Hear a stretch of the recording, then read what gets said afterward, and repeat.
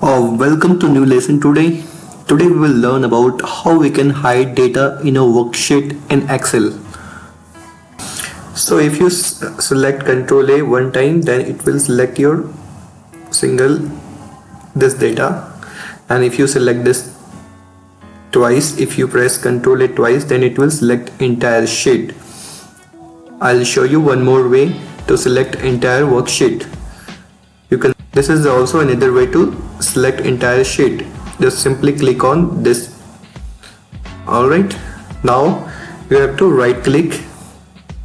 So after pressing right click, you have to come down to format cells.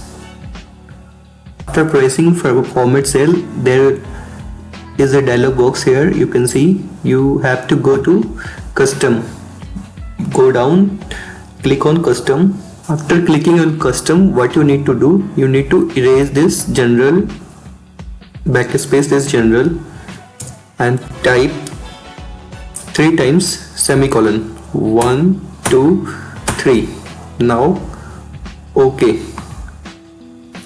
Now you can see your entire data went into hidden mode. You can see your data at English. In comment section, try to write something.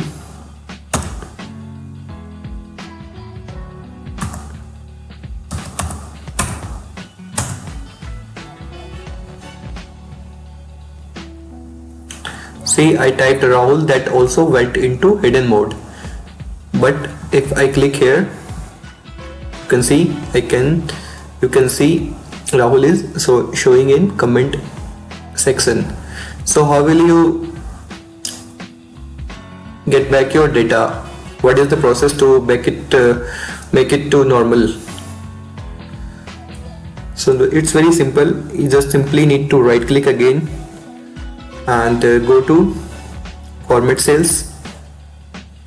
Simply click on general, then OK. See, we have got our data back.